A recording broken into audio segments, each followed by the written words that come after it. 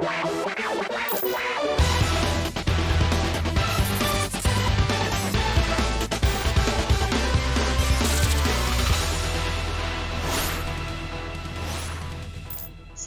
Spacies.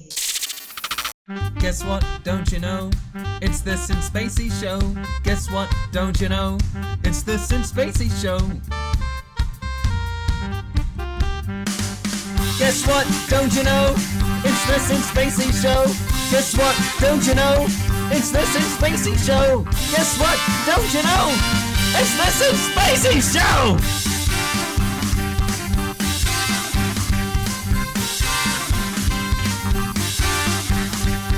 Guess what? Don't you know? It's the Since Spacies Show!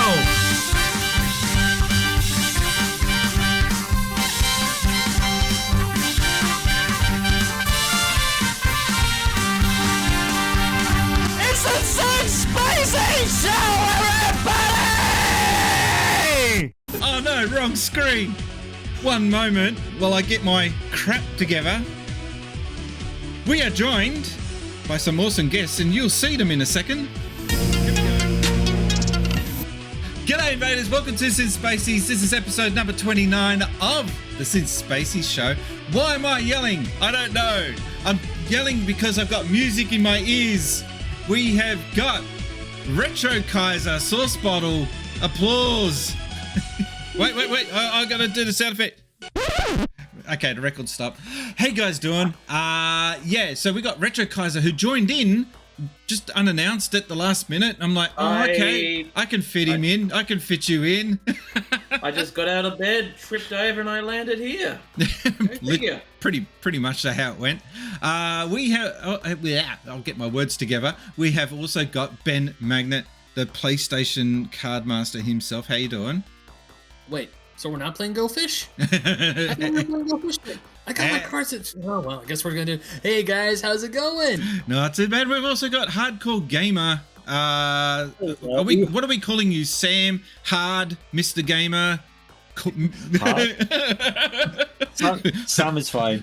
Gamer. Hard Gamer. Hardcore Gamer. Yeah, I'm Sam. I'm the British one in the room. Hello. Are you the token British? I'm the token British. It's been a while. Was it 2018 since you last found your way here? Yeah, it has been a while actually. I'm glad you said yes. Having me back. If you're like, no, you're not relevant anymore. Go away. No, I never do that. I was just actually talking to Mrs. Spacies this morning, saying that for 22, I would like to get some more big shot guests on the show. However, I do want to just throw the invite out to they weren't anyone available, so you asked me.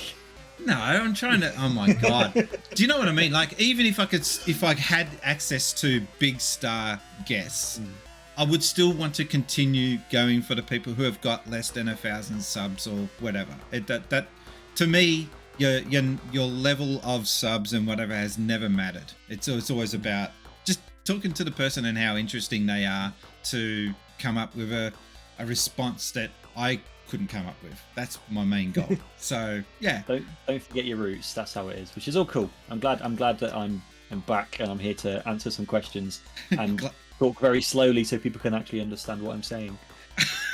You spawned a language. You'd think anyone there would speak it. Yeah, now get my you jacket. Would think. You would think. I couldn't help but notice that Retrokaiser's pondering into the distance there. Is something distracting you? Are you right? Oh no, I'm just listening. Okay. That's just it. That's it? Okay. All right. I got nothing clever or witty to add to this. He's just taking it all in. That's all it is. He's just bringing it all in, man. Okay. We've got a new look. I tried to introduce this look last show, and it just didn't work. And I now know why. I tried to be smart and have my screen divided up into 3 segments at the last minute, and that threw everything right out. But now it's working, and I'm not ripping IGN off at all. No, not at all. Not one bit. It looks really, really cool, dude. It's like ooh, tiny. This looks professional and stuff. Wrapped in a box. Yeah, it's really awkward because I can't go left or right. I gotta be damn jacket. I tell you, I got to get a new one. It's all coming apart. Retrokaiser, you already have answered the questions many, many times. So we're just going to ask you, what are you playing lately?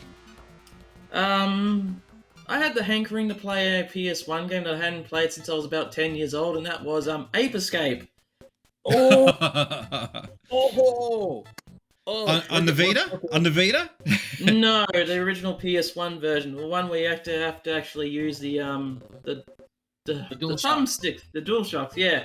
Oh, that was the first big dual stick game, wasn't it? Yeah, it was confusing as hell to play as a kid because I was so used to using the D-pad and the buttons. It's sort of like that game is the training wheels to get you used to the DualShock You were controllers. a special child, though. Yeah. But now, as a grown-up that's so can't play without the DualShocks now, I was like, let's give Ape Escape a proper run. And I played it, and it's just, damn, this is still a really fun little game. Nowhere near as big or massive as I remembered it as a kid, because I remember the levels being absolutely huge. Yeah. But now they're just tiny, but they're still quite satisfying levels to play. Love all the character with all the monkeys, the world surrounding it. It's quite a well-built game, and as I said, the controls for it is like training wheels to get you into the DualShock control, and it plays so smooth. It's worth a play. The sequels, though, didn't really get too much into the sequels, but the original one is brilliant. So getting away from Ape Escape more towards the DualShock, why is it that Nintendo got so close with the one analog stick and just couldn't go copy paste and put two sticks? They were so close. They put that stupid C buttons. Was it the C buttons? I haven't got an N60. C, mine's over there. Are we talking about the N64 controller or the GameCube controller? No, N64. Oh yeah, I don't know what was going on. That was so close. You know what I mean? They could have been the ones to have made dual stick a thing, and they were like they half-assed it. They also made a controller that requires free hands to play as well. Yeah, that's one. That's just a stupid gimmick. I could never get over that. It was just how do you hold it? That's the first thing you think of when you grab it. Anyway, that was the first thing I thought when I saw an N64 controller for the first time, and I was 5 years old when that thing came out. And I'm like, how do you hold it? Yeah, it's the first thing you think of when you grab the damn thing. It depends on the game. You can hold it that way or hold it that way. It's like, is that or that? It depends on the game. It's not you have to hold it all at once. No, you need free hands. It just keeps coming back to that. Well, hold it if you hold the edges like that and then use your foot on the middle, it's fine. Oh, Mr. How everyone else plays there in 64. Mr. Magnet. yes. Welcome to the Since Spacies Show. We have 3 questions that we always ask new guests. First one being, what was the very first console that you owned, and what was the first game that you played on it? All right, this is good. Well, so first console I ever owned that was mine was the original PlayStation 1, the OG. I got it for Easter. I always remember. I will never forget this. My brother and I woke up Easter morning. We walked Easter out.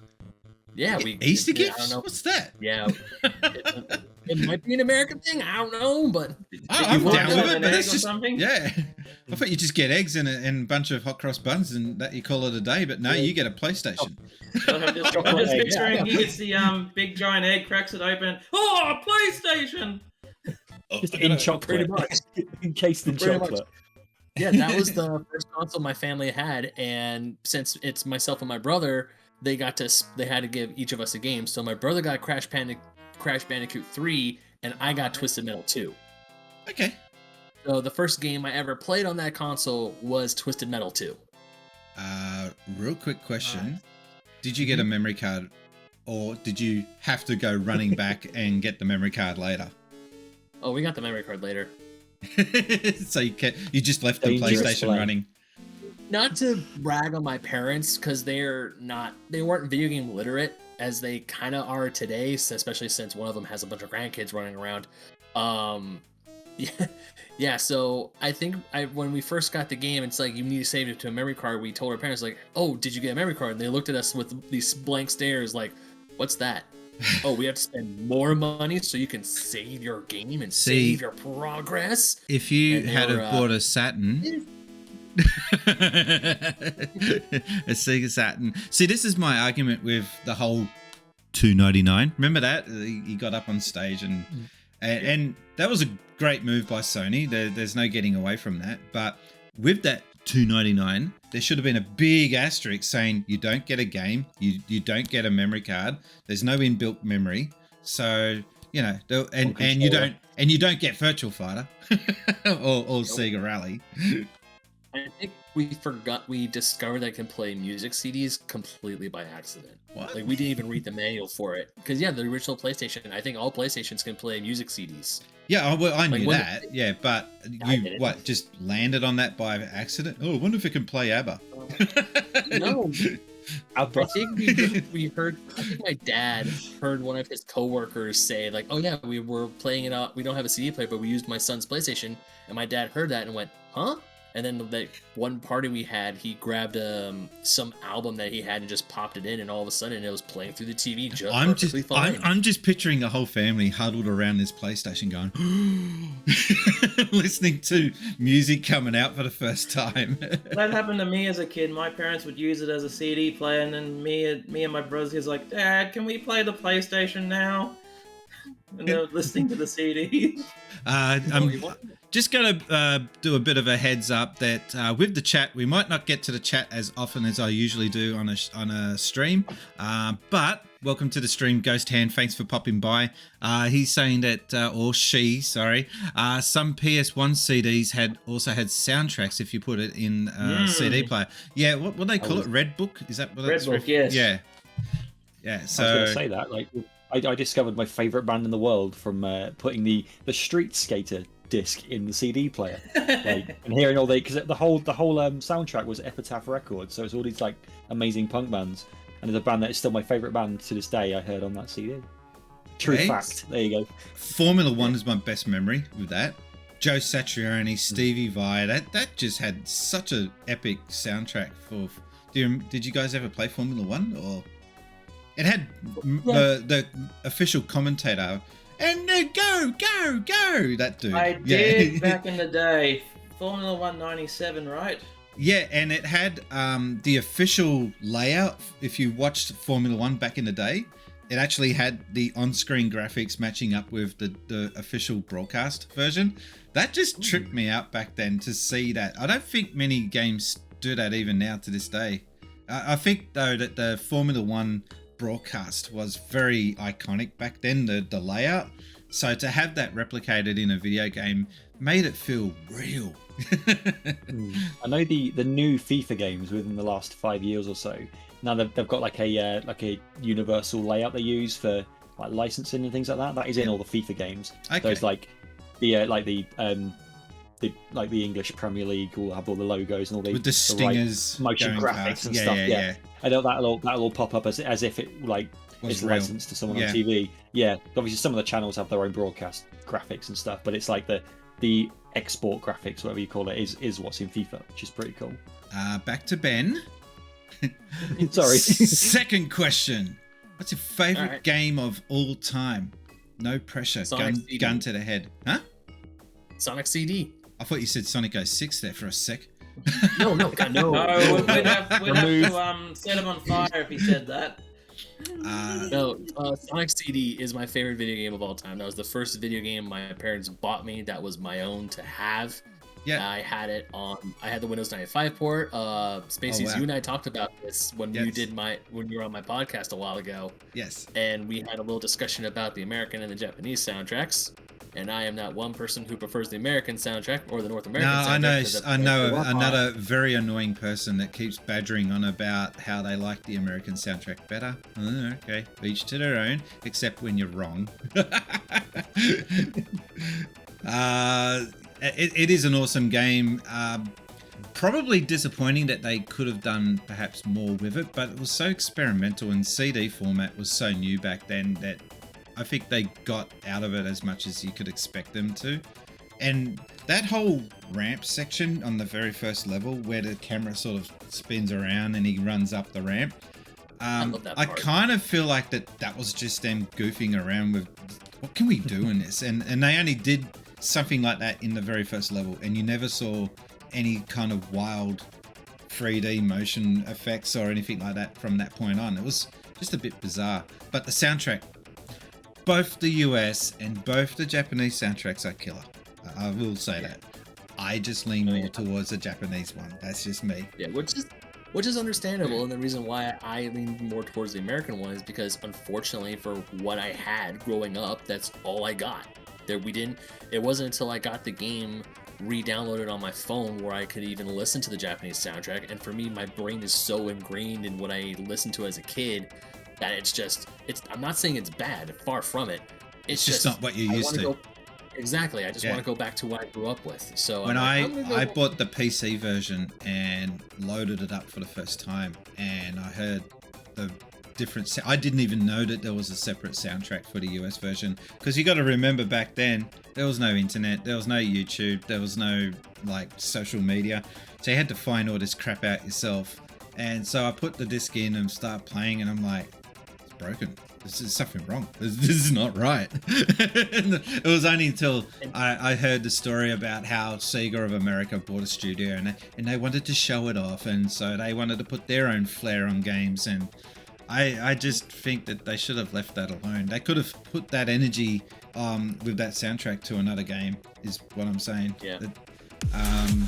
Oh, thank you for the 69 for the 69 bits. That's cheeky of you. Why is my alerts not working? Anyway, I'll get to that in a second. While I'm tweaking around with this, Ben, what's your what game are you currently playing now? What's keeping you occupied? Oh, easy Pokemon Brilliant Diamond. That thing has been taking up as so much of my free time now. It's nuts. Yeah, I grew up playing Pokemon, but after Silver version and once we got Ruby and Sapphire, I stopped because I was like 13, 14 when those games came out. So I was thinking, okay, Pokemon's for kids. I'm trying, it's that part of your life you try to be more adult. You were saying that at 13. Wow. Okay. It's that age where you think about, it's like, oh, this is man now. Or you're trying to be, you're trying to impress girls and everything.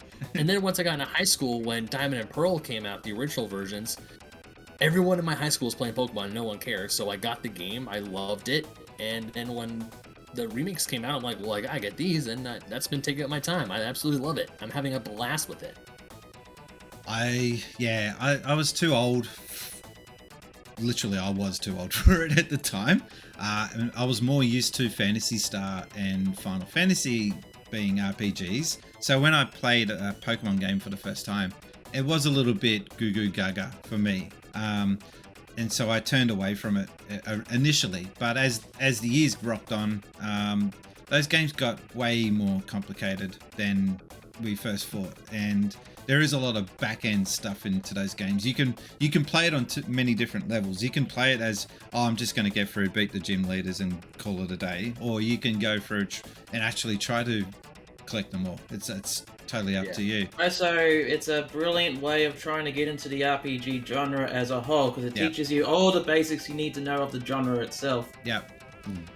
All right. Yeah, it was baby's first RPG, because as a kid, if you were to put like 9-year-old me with a Pokemon game, I'd be like, yeah, this game's awesome.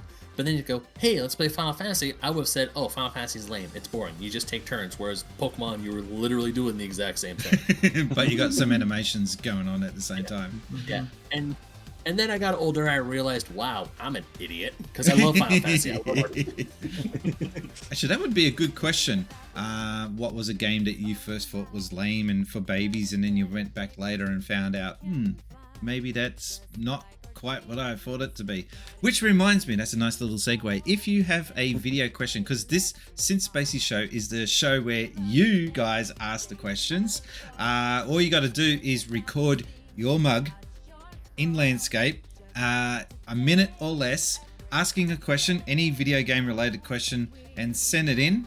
And send it into brian@sincespacies.com, and your video might show up on a future episode of the Since Spacies Show. Now, Mr. Gamer Sam, Sounds fun. I think we've just run that joke out. Now, I don't normally ask the same question twice, but you last appeared when this wasn't called the Since Spacies Show. It was called Yes, Another Bloody Gaming Podcast. Very hard. I think it was the first episode of Yes, Another Bloody Gaming Podcast, not Another Bloody Gaming Podcast. I think it was the first episode. No, you were episode 8. You were episode 8, I think. Oh. I had to go back and find out. I think it was April or August, something like that, 2018. It was early in from when it was not Another Bloody Gaming Podcast to Yes, Another Bloody Gaming Podcast. It was right early in that. Can you see why I changed it? It's just so hard to say after. I will ask you the questions again because, quite frankly, I've forgotten your answers. So I'm sorry. It was so long ago. What was the very first console that you owned, and what was the first game you played on it that you can remember? I am deceptively old, so this is going to probably interest some people. The very first games console I owned, it's not really a console, it's a gaming computer, was a ZX Spectrum 48K Plus. Such a British answer. Nice. It's a very British answer. Yeah, it's a British computer. Yes. If we're going actual consoles, bloody Brits. Every single Brit I've talked to always mentions the Spectrum. Every single one of them. It wasn't as big here in Australia. There was definitely a scene here for them, but I just used to look at the graphics and the screenshots and used to go, "What's that?" that was my reaction, but I didn't grow up with it, so I didn't appreciate it as much as maybe you guys did. What was the first game on it? Jet Set Those things didn't even exist here in the United States, so it's like years later I find out, it's like, what's the Spectrum thing? Oh, it's a computer. Okay. I know a lot of my friends, especially when I was little, it was either a Spectrum, it was an Amiga, or it was a Commodore 64. No, Commodore Amiga, or it was an Amstrad CPC. That's what all my friends had. And if we're talking actual first console, it was the original NES. But what games did I play? One of my friends had a Transformers game on the Spectrum, which I think is the first one I played. That was at his house. And then when I got my own, I had a game called Booty, which was not what you think. Rated R. It was a you're a pirate, and you had to go around the ship collecting treasure. Yeah, not the 2021 definition of booty. No, you weren't like Lil Wayne, like running after women or anything. Favorite game of all time? Oh, see, this changes frequently. It's like a rotation of like a couple. But I think if I was going to pick my very favorite, it would probably be Psychonauts.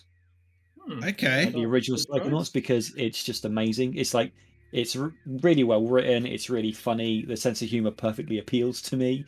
Like, it just kind of hits me just where my sense of humor is.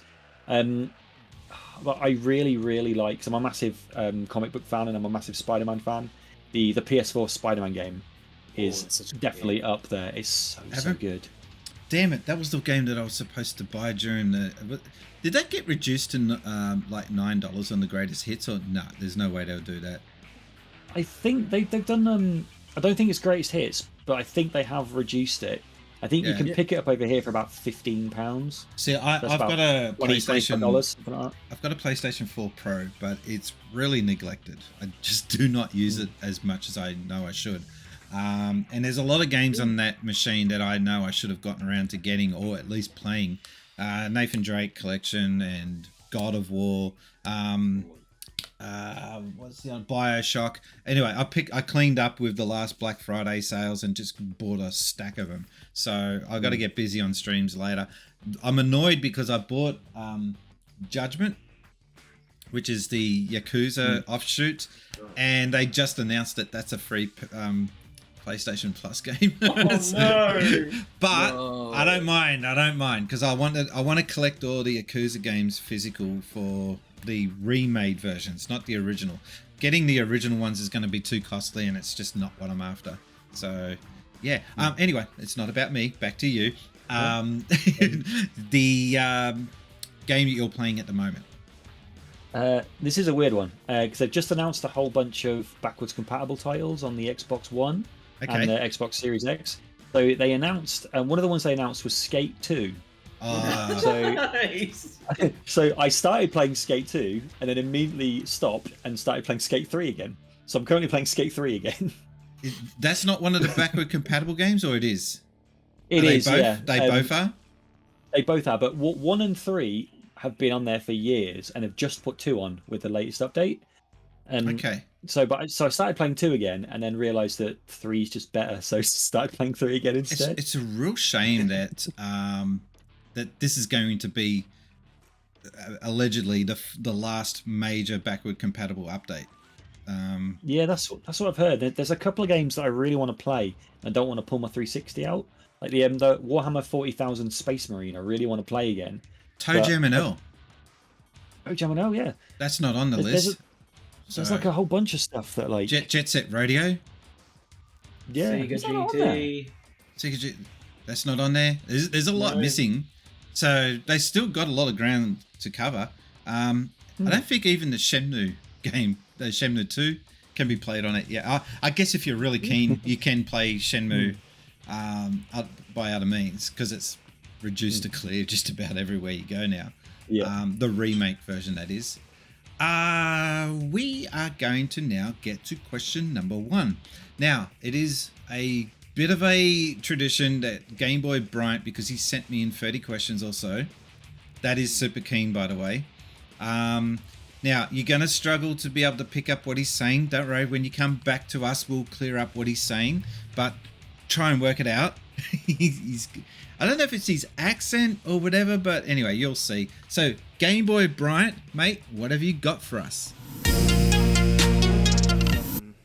Recently, and this is about the last couple of generations of consoles. It just seems like they're focusing on their areas that really just don't matter in the grand scheme of things. Because really, you could use Netflix stuff on the other consoles. It's good to have it, but really, when you think about it, they are almost on every single device. And the reason they're focusing on for the old consoles is performance, ray tracing, things of that nature. Whereas back in the day, what sold consoles would be exclusive like this. It's a really good game. If you have a GBA, you can play it in better screens nowadays. So my question is, what do they need to focus on to really just bring people in? Because really graphics, it's not really going to cut it as much as it used to, even if they get better and better and better. Really, they need to focus on the games, because games are really the thing that sells consoles. They did back then. You got Final Fantasy VII, Metal Gear Solid, and PS1, for example. You had games like Halo on the Xbox consoles. It's a really big deal, because I know you got one back then. Take care, Spacies. Because really, games are really what sells consoles. You can only do other stuff for so long. Take care. Okay, wait for it. There we go. Okay, yeah. So, just in a nutshell, the question is basically, what do consoles need to do to bring gaming into the future? What needs to be done with these consoles? Because it used to be about, now this console has got improved 3D graphics. I think it's got to the point now where improving the graphics isn't really enough for me anymore. It's like, they're sufficient. They're fine now to be able to portray whatever it is that the developer needs to do. So, what's next? What needs to happen now to make you? Does there need to be a next? Can't they just simply stick to just, making fun games? Just work on making some very... How dare you? How dare you, insect Greta?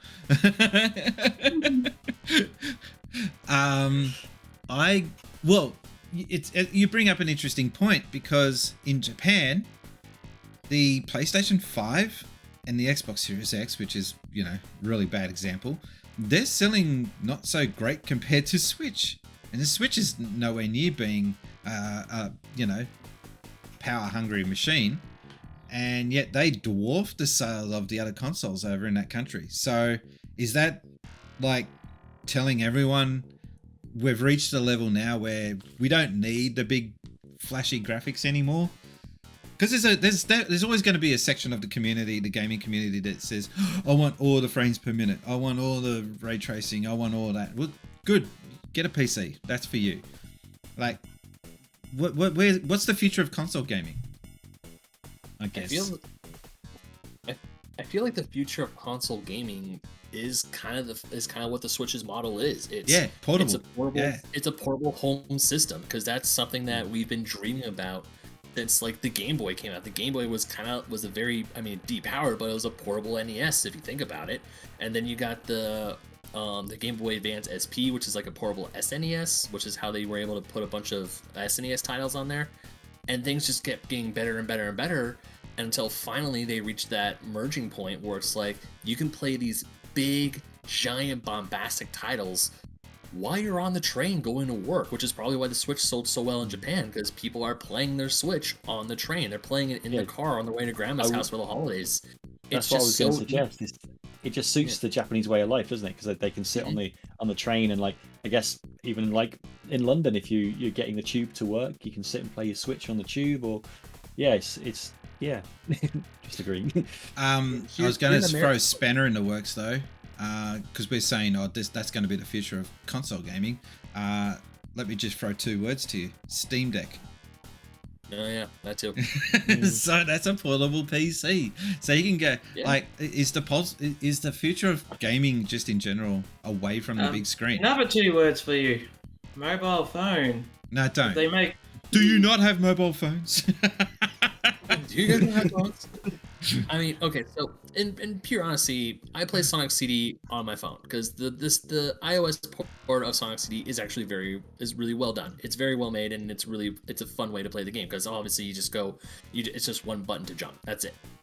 And not just that, we've got accessories for this now that actually add proper controllers to it. Yeah. True. So you can actually, turn this, because this is essentially a pocket computer, and you can turn these old things into like main machines now, like really high quality ones. All right, just Granddad.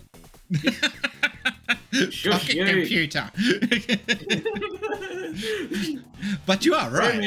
It's I on this monitor I have the ability to get any of the Samsung devices that I've got, plug it in, and I can then use my mouse and keyboard as if it was a PC. The mobile phone showing up on my screen. That's pretty cool. I can see the day where there's just not going to be a need for a PC tower. Like eventually, you'll always have a group of enthusiasts that want that extra grunt with a PC with the latest graphics card.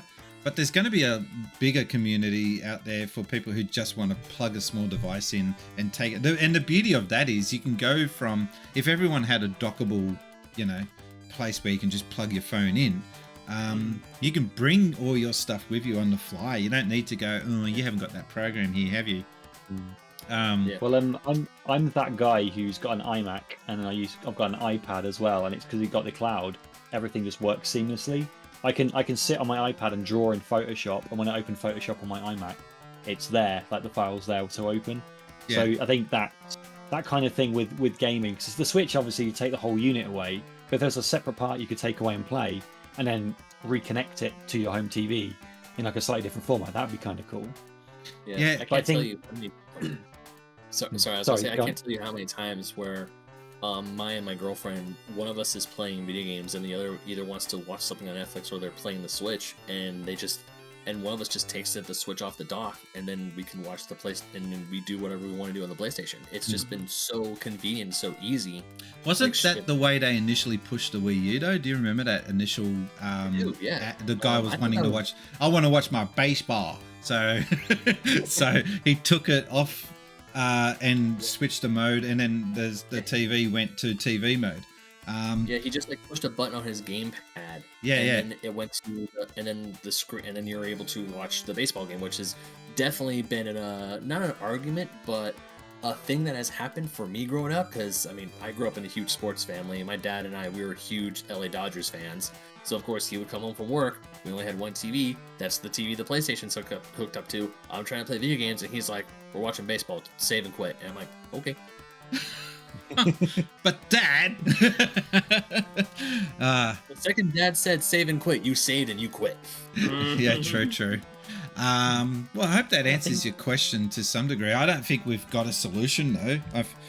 Just more portable. I was gonna suggest more crossplay. So if you've got an Xbox, if you've got a PlayStation, you've got a Switch, you can just all play the same game together. I don't know what you can add to video game consoles now to make it. I would like. I always wanted to see a portable Xbox. That would have been quite special. Popping achievements on the fly. That would be cool. I guess we're kind of getting that with cloud gaming. So that is it. Karush. What they call that controller that you can get for your mobile phone? That you know, that expandable one. I don't know what it's called, but I think I know what you're talking about. Yeah, and they just announced a new looking one, and it looks sweet. Razer are actually going to release it. Once this stream is over, go have a look at Razer Xbox controller. They're going to make a ton of money. This thing is awesome. So, yeah. Actually, I think it's a screen and everything, and it's basically a streaming device. So it doesn't have any real grunt in it, like CPU power or anything like that itself. It's just receiving and displaying, and you got the buttons there. Should be good. All right. I don't know if we got anything else with this one. Anything else on this topic? Move along. There we go. Sorry, just got Papa Rob out of the timeout for you. Thank you. Welcome back to the stream, Papa Rob. All right, so we're going to now move on to question number 2. This time, we have got a question from Dave Stokes, and I can never remember. What's his name? I can never remember the channel name. What's that?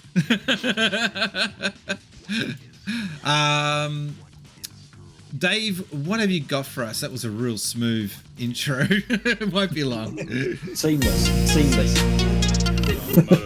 Long time and no talk, but I'll be heading to the Milwaukee Gaming Classic tomorrow, and I was just curious, when you guys go to a big gaming convention, what is it that you're really going there to look for? Are you going just to kind of maybe play some games, or are you looking to find stuff for your collection? Like, what is it that you really get excited about when you're going to a convention? Anyway, hope you have a great show. Live TV. It's not really TV. Oh, and it's not unmuted. There you go. I've got to do that manually. I've got to set this up properly one day. Yeah, so his question was, but I didn't even get you guys the question. When you go to a gaming convention, what do you look for? What's your big thing that you go there for? Oh, this is a fun one. All right. I'll start. You would think that I go there because I want to see the latest games, or I want to play the latest games, or I want to get my hands on old, rare, retro stuff. No, I go there because I want to meet other gamers and mingle and share contacts and just share stories and have a beer with some other gamers and talk shit. That's my only reason why I want to go to these streaming events. That's why, I mean, these gaming events. That's what I loved about PAX. Even like I got to be on the panel and got to be up on stage, but I would have swapped that just to be able to meet more people any day. The whole panel experience was great and all, but I just got more out of meeting people and just hanging out. That was more fun for me. So, anyone else here got something? No? First, last time. Yeah, Don't all talk at once. All right, I'll go first again. Okay, so I actually do. Because a lot of the gaming conventions I go to are normally retro gaming conventions, but they do have a lot of modern stuff there. Yeah. It really just depends on how much money is in my bank account at the time. Because if I have a decent amount, Yeah, I feel that. and I can spend some money. I do have a list, and of course there's always that find that you can find someone there who makes handmade retro things that are really cool and really rad. It's like, cool, I'll definitely get that. Or if I see a game that I've been looking for, or a game I've never had that's at a decent price, I'll go ahead and nab it. But also the same thing, you, Brian, I also love going there to talk and meet new people. I do a podcast myself, so I want to go, I want to mingle, I want to, rub elbows and try to get more people on my show and just talk and just share stories and see how they grew up with video games compared to my experience growing up with video games. And also a lot of the conventions I go to they all have arcade games or like these little consoles that are set up that are all plugged in with a game in, And to me, that's a really cool place to go and experience new games or new consoles that I've never been able to play before. Like the last one I got to go to in the before times, they had an Atari Jaguar set up. Yeah, the time before COVID. Are we going to reset the clock? It's not going to be 2022 we're moving into. It's going to be, what is it? AC2, after COVID 2. Or actually, it's gonna like when COVID's like when everything opens up and we don't have to wear masks anymore. It's like after COVID 1. Sorry, I just thought of some. Sorry, Ben. Sorry to interrupt you, but I just thought of something silly, something stupid. When you said AC, because we're living in AD, so would that mean we'll be living in ACDC? Oh, ACDC. I had to go there, didn't he? I fucked up that joke. I was trying to go for ACDC. Oh, we are getting raided. I'm gonna just stop this stream for a second. I don't normally do this, but that's a decent raid we got there. Thank you for the for the raid. We are getting raided by. Is it Scruffy? No, hang on. Zombie Workshop. Well, okay. Workshop. Hey, Zombie. Zombie. Give me a second. This is live. How you guys doing? Welcome in. Yeah, we're just in the middle of discussing gaming conventions, and we were talking about adopting a new calendar system. Forget about AD, and they don't call it BC anymore. It's BCE or some damn thing. No, we're going to be going AC. After COVID. DC. BC. ACBC. So anyway, thank you for dropping in. I hope you guys had a good stream. We're going to continue on. And by the way, this is the show, the Since Spacies Show, where you guys ask the questions. So you'll see what I mean in a second. Gaming conventions. Have you ever been to a gaming convention, Retrokaiser, Source Bottle? Yes, I've been to a few back a couple years ago, up to 10 years ago, like some small ones, like I don't know if you remember. I know they wouldn't have this in America or in the UK, but do you remember the E-Games Expo, Spacies? No, not familiar with that one. It only lasted a few years. It was just like a small little community thing. That was nice, and I've been to Supernova a few times. I was supposed to be at Supernova in Sydney this year. Kind of glad I didn't, because the bloody Nazis took over it. What? And I would have. That's what happened. A booth selling Well, actual Adolf. merchant or neo-Nazis, I should say. They were causing a ruckus at the convention. The security was just not doing anything about it, because apparently the people running that booth was friends with one of the co-founders of the convention. Oh Lord. Yeah. I probably would not support that convention anymore. No, so I'm glad I didn't go, because I would have been arrested for punching some Nazis Wolfenstein style.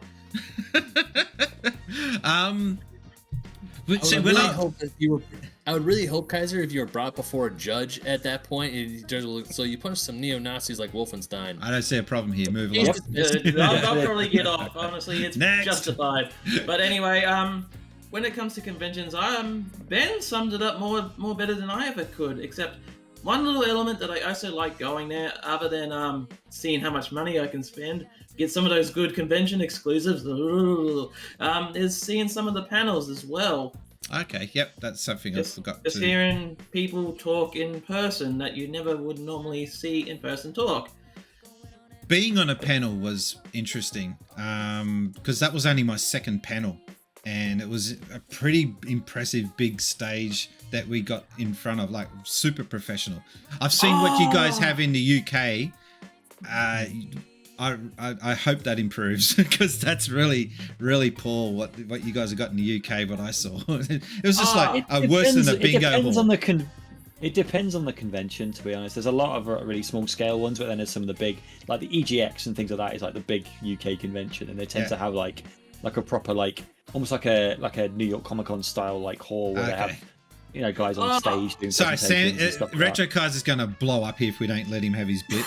When I was at my second ever E-Games Expo, there was actually a TV show being filmed there for Channel 31, like a trivia, like they were filming like no a one special watches panel. Channel 31. I do, but then again, I'm a no one. But anyway, that's besides the point. They were filming like this video game show, and I actually got a question right, and I won myself a very sweet Red Dead Redemption T-shirt. But the problem is when you actually watch that TV show, I can't find it. It's lost in the ether. But when I go up to get the TV show, unfortunately my pants were a bit extra loose, so my butt sort of slipped out on the TV show. Is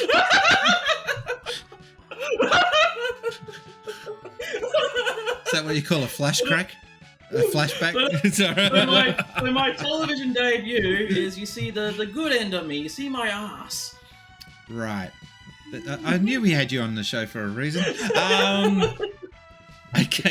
I was going to add an extra twist to this, but in the 80s we didn't have conventions for gaming. It just wasn't a thing.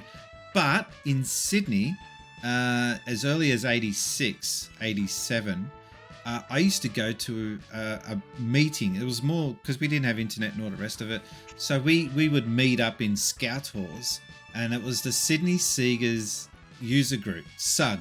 Great name. And basically it was a Scout Hall, and people would set up their SC3000s or their Sega Master Systems or Mega Drive and just show off games.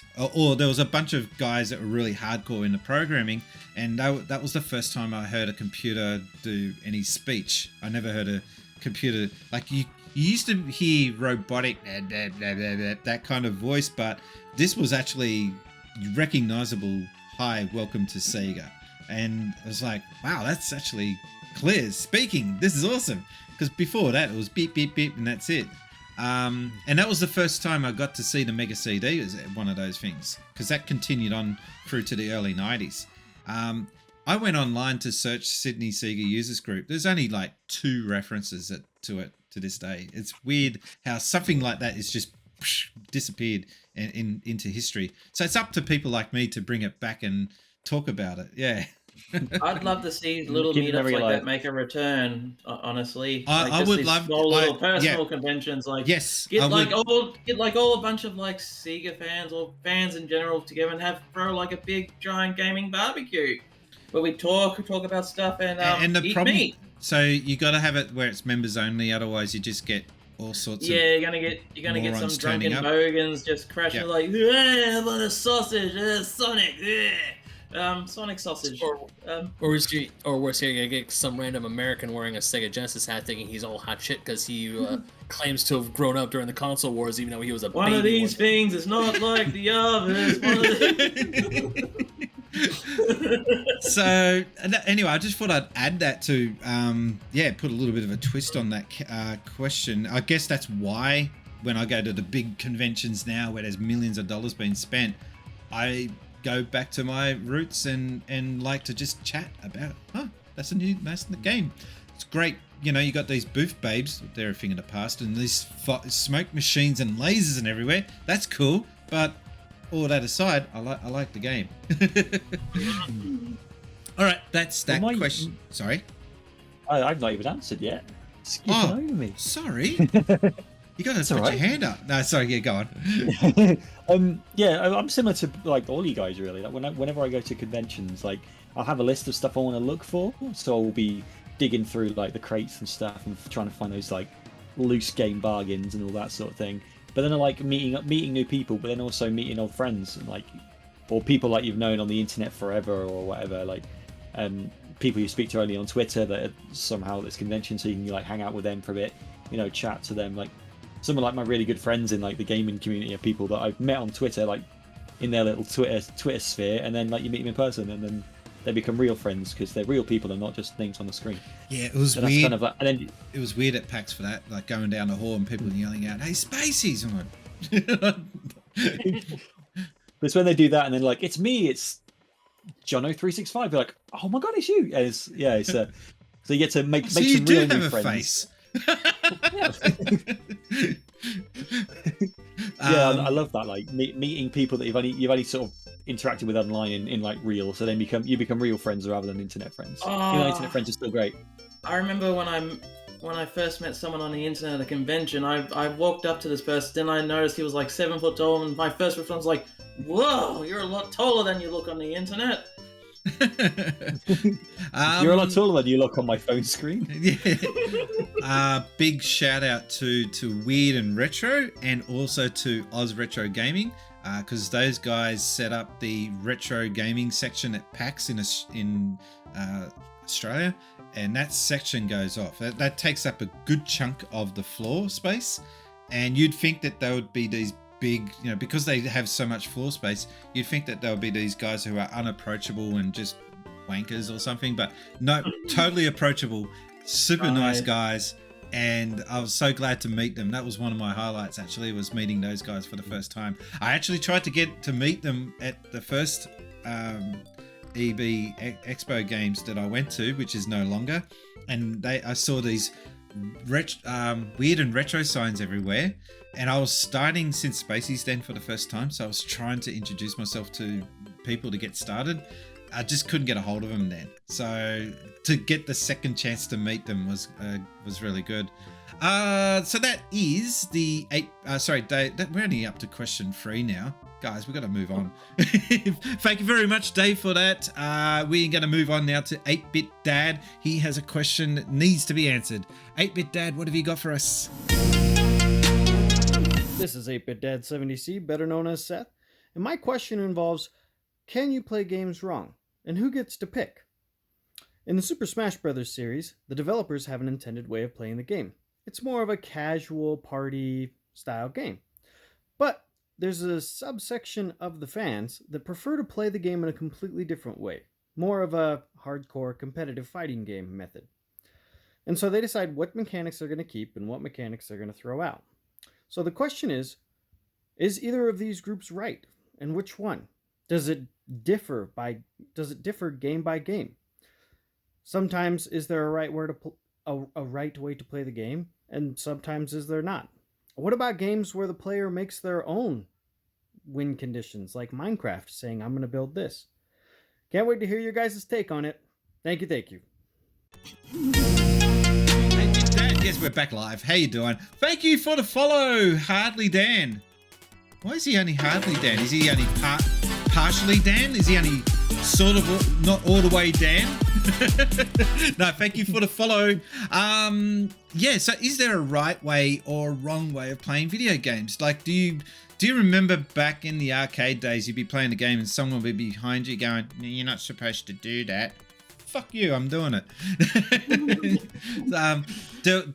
Wonder Boy. I was playing Wonder Boy and I got the angel, and so you know with the angel you become invincible, but rather than running into the items and making them disappear, push, I was actually still using my axe. And the guy behind me is going, you know you've got the invincibility.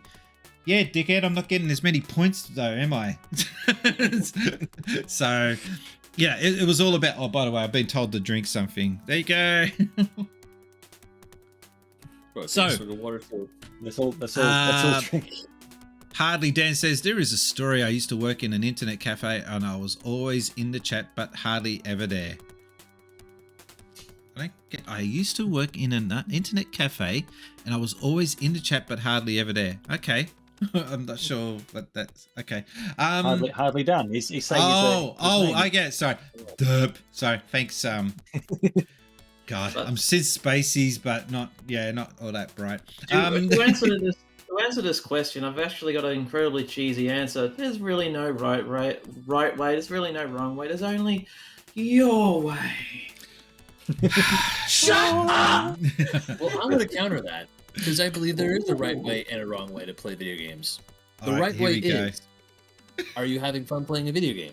You are? Good. You're doing it right. The wrong way, are you crapping on someone who's having fun? And that's the wrong way. I'm going to throw up. I'm getting a strong feeling of Oprah here. True. And to add on to that, if you're playing a game... If you're trying to play a Super Nintendo game with a Mega Drive controller, you're definitely playing it the wrong way. Little did you know fact about the Mega Drive that I only just found out. Do you know that they actually designed the Mega Drive to be played both normally and upside down? For left-handed people. Yeah, there was a screenshot. There was a screenshot showing an official photo of what the system looked like for the first time, and one of the photos has the guy holding the controller upside down, and so that got you to thinking, okay, are they going to make some games where you can flick left or right to make it left-handed or right-handed? Super confusing though. That wouldn't have taken off. Well, you know what? No, but I can see what how later versions of, or I think maybe they did this in the original one too. When Guitar Hero was really big back in the mid 2000s. Yes. Because there was a mode in it called left-handed mode where they flipped the buttons because I mean normally people play right-handed. This is how they do it with the guitar. Yep, I got it right now. You can't resist an opportunity to show props. Yeah, go on. Yeah, so there's like a left-hand mode. So if you're left-handed and that's how you play, then yeah, you can play Guitar Hero just like that. Hang on, I got to do something. Stop leaving the chat. All right. So a right way or wrong way, hardcore.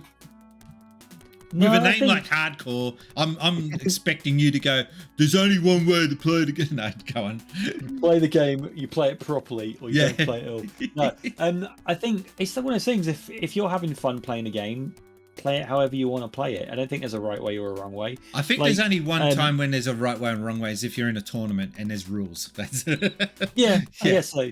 But like Yeah. things like games like Grand Theft Auto, I guess the right way to play the game would be to go through and play the missions and finish the story. Yeah. But if you just want to dick around and steal cars and shoot cops, then you do you. If you want to obey traffic rules and be a proper upright citizen, then yeah, you do you. You just play it however you want to Sorry, play it. I'm laughing at the chat. Hardly Dan says, I refuse to get good. which yeah, some people just like, especially kids. Have you ever watched a kid playing a game and you're just like, why is he doing that?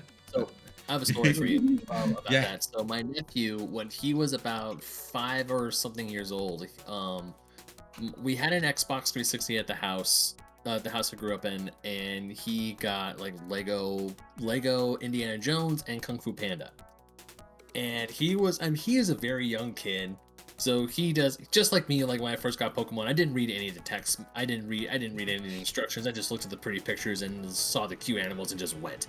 So he thought it was the funniest thing to have his character. He was playing Kung Fu Panda. He was constantly falling off the edge, and he was just laughing his head off because he thought it was so funny. He got a game over screen, hit the restart button, and just doing the same thing over and over and over again because he thought it was the funniest thing. I guess if he's having a good time of it, yeah. Yeah, I mean, I wanted so bad to tell him, it's like, you're not supposed to do that, but then I'm like, I can't, he's having fun, and I don't want to Yeah. spoil his fun.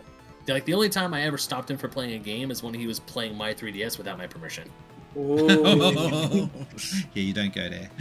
Only time he was, because he was, because I just got my 3DS and Mario Kart 7, and I was on my computer doing a homework assignment or something, and then he, like, saw it, I was like, ooh, and he picked it up, and I just looked over, I'm like, Austin, yes? I think Is that my 3DS? Yeah. Did you ask? No. What are you gonna do now? Put it back? Good answer. I think that's why Minecraft is so successful. There's no right way or wrong way of playing it. You're just goofing around and dicking around and hoping to survive the first night when you first play it. Yeah. And then other than that, there's no other real rules to the game. So it's just about survival. And then they've got creator mode anyway. You could just fly around like an idiot. So, yeah. Although, Same with I got a story about that. I had Zen. Zen's a friend of the channel. He's always on. He was playing my game on the Xbox, and I'm trying to get achievements with this world that I was in.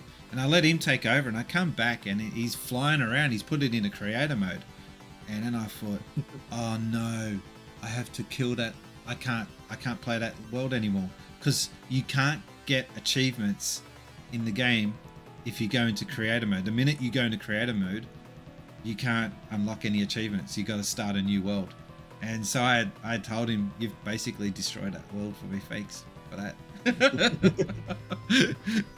Anyway, it's like that's like deleting your save file when you're on the final boss or you're 99% completed. along those lines, what's he grabbing now? There's got to be a new rule. No more getting up and keep moving around.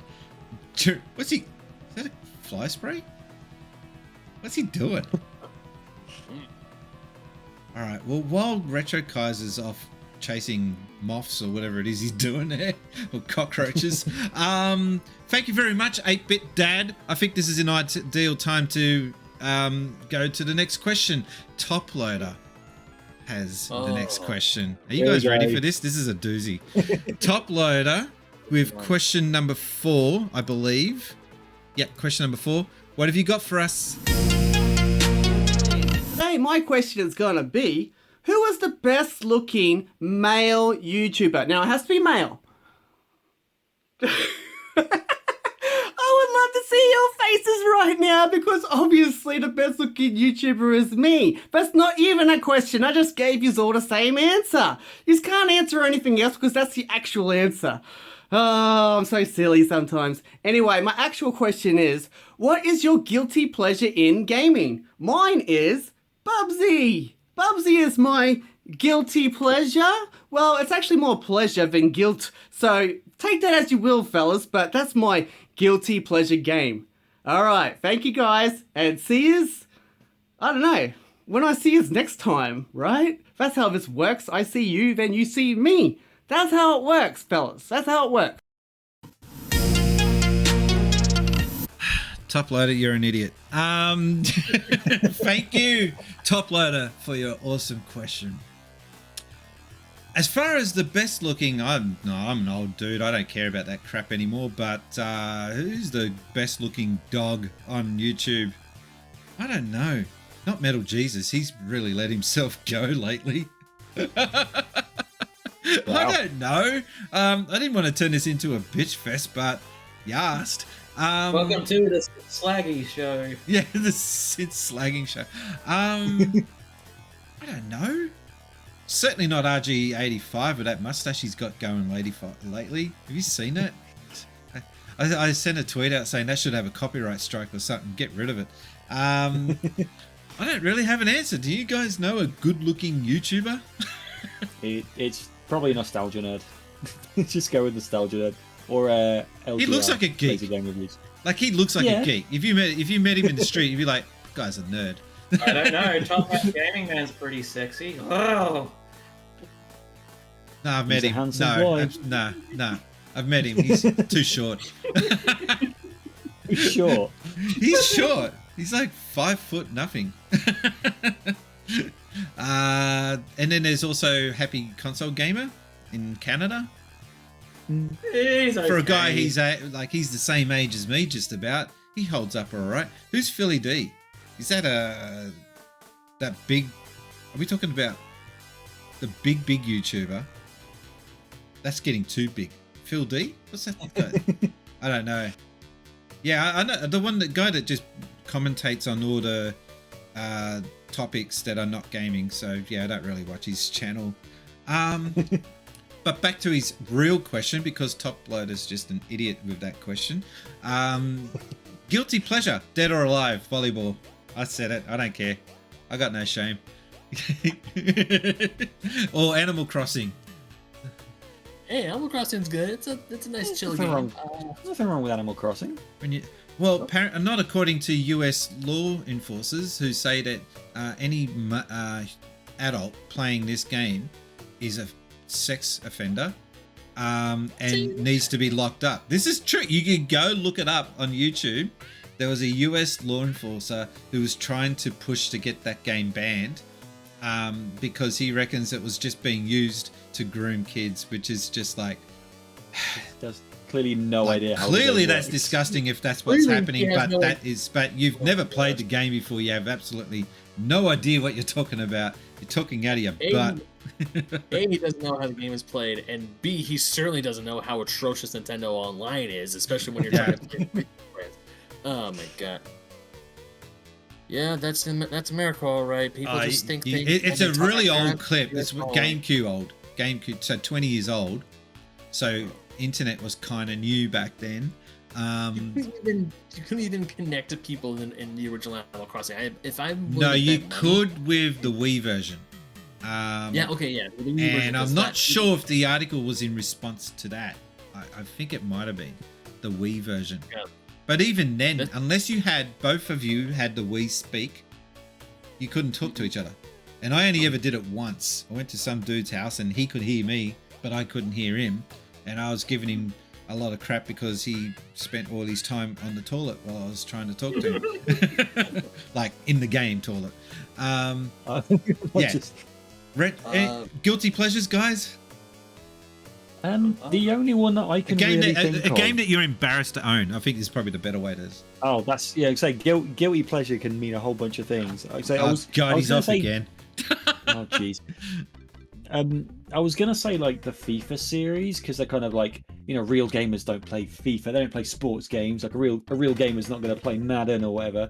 But I'm like, I like football, so I play. I love NHL, game. but I got off their games in about 2012 onwards. But I'm hearing really good things about the latest NHL game, so I'm thinking of going back. I've been playing every NHL game since it started, like 91 till just recently. Penguins. Wrong, but okay. What's your team? Kings. Kings? LA, the LA Kings. Yeah. What have they done lately? What have the Penguins done lately? True. If you're talking about games, all right, here we go. What? If you're talking about games, sorry, are we interrupting you? Yeah, go on. Sorry. Did I interrupt Ben? Sorry. No, Jenny. go. If you're talking about games, embarrassing to own. I've got For that. a different reason. But I mean the game that could potentially get you arrested. I'm not going to run out and grab it, but I've got. I know Sonic you've got Panty Raiders or whatever the hell it's called in your collection. Oh, Panty I don't know what it's called. I don't own such filth. If it's games you're embarrassed to own, I do have Leisure Suit Larry Magna Cum Laude on the Xbox. You actually and I bought it physical version when it came out. Yeah, on release day. All right, what were you hoping to get out of that game? Well, the old Leisure Suit Larrys are really fun little point and click games, and there's not really anything too like. Well, obviously it's about they're about a guy trying to get laid, but there's nothing too gratuitous in it. And then that one is just like an American Pie movie. What is the command for that? BBB boing? Is it? Yep. Yeah, there it goes. Done it. I don't think I have any video games that I looked at and I just go, oh my god, I'm embarrassed to own this. But I guess a guilty pleasure because it's not very challenging. It's just like if I just want to kill a little bit of time and have some fun. I think it would be Backyard Baseball for the Game Boy Advance.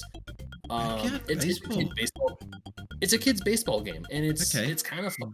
It's a really just fun little baseball game where you actually play in kids' backyards, and you can play. I'll be down for that. Because I think some of these sport games take it way too seriously, and all you want to do is just... This is the complete opposite of that. If you're looking at like MLB The Show or FIFA, this is the complete... The version I have, one player from all 30 MLB teams is represented, and you can build essentially your dream Major League Baseball team. Like for me, the version I have, Barry Bonds is on the roster, and he was the most hated man in Dodger Stadium for years. Right. And just to be cheeky, I put him on my team just so I can see Barry Bonds in a Los Angeles Dodgers uniform, which normally in the real world he would never be caught dead in. So. For those of you who don't know, the Dodgers and Giants are big time rivals. They've had been since they were playing in New York, and they still are here in California. Go Dodgers. Any more guilty pleasure games? I've got one. I do have one guilty pleasure game that I don't normally like to admit that I like to play every now and then. Oh, like you've got shame. Oh, you're a bitch. E.T. for the Atari 2600. Oh, I have that. You have that? Yeah, I bought a cartridge of it solely because I wanted to own it and I wanted to preserve it. I wanted to keep it because I think that's a piece of history. I'm Good not thing that ashamed you're to say saving those landfills. Yeah. I'm not ashamed to say I own a ET because I spoken to Howard Scott Warshaw. He was on my podcast. However, would you be ashamed to say that you played the ET though? No, I'm not ashamed because I actually have played it and I want to replay it because the first time I played it with like this mindset of this is the worst game of all time and this is garbage. and I want to go back to it with not fresher eyes, but at least keep all the internet, like the internet and the pop culture media sayings of this is the worst game of all time. It's not. It's really No, not. I've only got one thing I can say to you for that. Good luck with that, because it's the only game, I've said this before on the channel, it's the only game that I've ever ripped out of a still beating console and flung across the room. And this was way before internet was even a thing. This was in the 80s. We were going through a whole pile of these Atari games. Oh, E.T., that looks good. Put it in. Didn't know what the fuck was going on. Had no idea what you were supposed to be doing. And you just kept falling in the pits. You're out of a pit. You're in a pit. You're out of a pit. There was no rhyme or reason. The instruction manual told you dick or... And it was just really bad experience. And I just flung it. Went back to barnstorming or something. I don't know. I think it was just rushed. It was rushed. They just rushed it out. This is such a shame, because I think that if that guy had been given an extra year to actually develop a proper game, he may have come up with what could have been regarded as a classic, because everyone regards adventure as being the first true role-play game, which technically it isn't. But anyway, actually no. The misconception is that's the first game with an Easter egg, and that's not true. There is another game that predates it that has an Easter egg in it. No, an arcade game. But we'll let Ready Player One think that it's, adventure. But Spacies, to add on to, if you had given the guy more time to work on ET to make it a better game, he actually did get that. I remember watching a Guru Larry video years ago talking about like a port of that game for like one of the cassette-based computer systems. How it actually has been, worked on a little bit more, and the game works so much better than what the Atari version did. Did he ever release it? Yeah. That'd be an interesting video. Yeah. He also wrote a book about it, which I need to finish reading. He was in psychology, wasn't he? What's up? He was in psychology? No, he's a psychotherapist now. He's a practicing doctor at the moment. Yeah, because I can imagine that if he didn't handle it well, he could have been needing the expertise of psychoanalysis. Give himself therapy. Yeah. He's a fantastic man to talk to. He actually said he wants to come back on the show and talk about the book once I finish it. And I can't wait to. I've got absolutely no hatred or resentment to him at all. I understand. If anything, he gets my pity because of the rubbish conditions that he was under to push that game out. I mean, he still got paid, so there is that.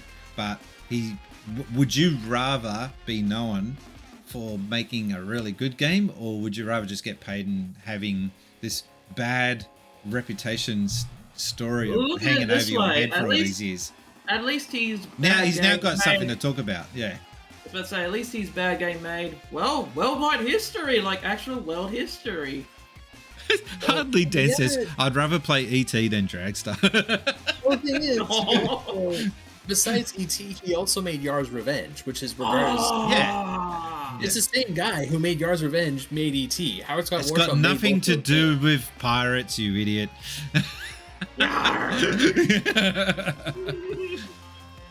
With that, I feel like without Nintendo, we wouldn't have Sega or Sonic the Hedgehog. Sorry, Aussie Gamers TV has just joined the chat and he says, "Nice new layout." Thank you very much. This was meant to look like the last episode, but yeah, technical difficulties. All right, we've got to get back on track. Sorry, hold that thought. So we've just finished with that last question. We're going to move on to Stewie. By the way, Top Lighter, you're an idiot. Keep those stupid questions coming though. Stewie from Stewie's Retro Game Room. What have you got for us? Question number 5. How you doing, man? Just throwing you out a wee question for your show. I was just thinking to myself today, it was just about all these, obviously these mini systems that are being released or that are on pre-order. I was just curious to know, is there any kind of companies that you would love to see even resurrected, to bring back or bring out a new one of like a games console or a microcomputer that have obviously went defunct in the past. I mean, I would love to see like a new kind of Commodore, Amiga or something like that. Like a genuine, full-blown new machine. It'd be great to see them something like that come back. I would really bring a big smile to my face. And I was just curious what you guys thought as well. Hope you're all taking care of yourselves, staying safe, and be good, and enjoy your games. I know I do. Take care, folks. Bye for now. I think Stewie is probably one of the community's nicest guys. He's just, I can't imagine anyone's having anything but nice things to say about him. I can't imagine him, like if you go to a bar and he was there, you'd shout him a drink for sure. I personally, I've got two answers to this. Free Sega Saturn, Dreamcast, Vectrex. I would love a Vectrex. Oh, Vectrex. I would love a Vectrex Mini right about now. That, I think not many people would go for it, but I certainly would love a Vectrex. So sorry to steal so many of your opportunities to answer. You can answer the same one though. Hardcore. What have you got? Yes. I would agree with the Sega Saturn. I actually had a very similar question on a Q&A video I did last year on my channel. And yeah, I picked Sega Saturn because the amount of amazing first-party games that you could have on there is amazing. You could have like your Virtua Fighter, you could have your like Sega Rally, Daytona USA, things like Knights on there, Die Hard Arcade, when we put the Dynamite Decker version on for licensing reasons. Yeah, I love the Sega Saturn anyway, so just it'd be such a good one to do. And I know it probably wouldn't sell ever so well because the Sega Saturn probably didn't do very well, but I think that'd be pretty cool. I think it might be a reason for it to sell better than you think, because maybe people would be like, I never got a Saturn. I wonder what that would be like. And as long as they put the right balance of games on there, I think it could do well.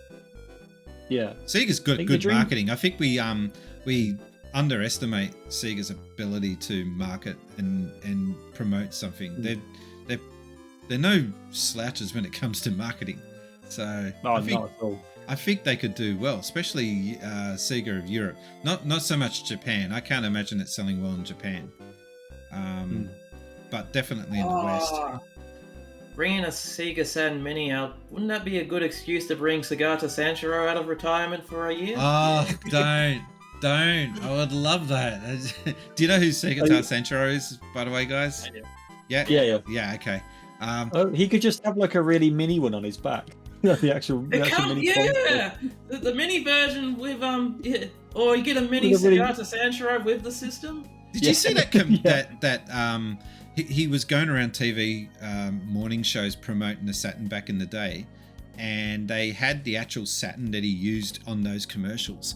It weighs 20 kilos. It is very, very hefty for a prop. And the guy that's hosting, he's trying to lift it. He can't lift it. He's carrying it on his back.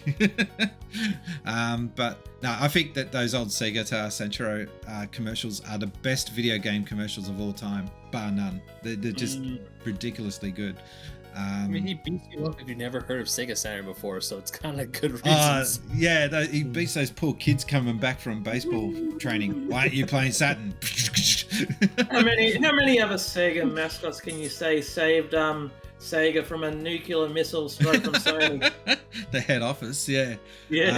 Hardly Dan says, that's an interesting question. Whilst there is something wonderful about playing old games on original hardware, any new version of an arcade system is just going to emulate it. At that point, what's the difference? I don't care. I'm not one of those emulator snobs.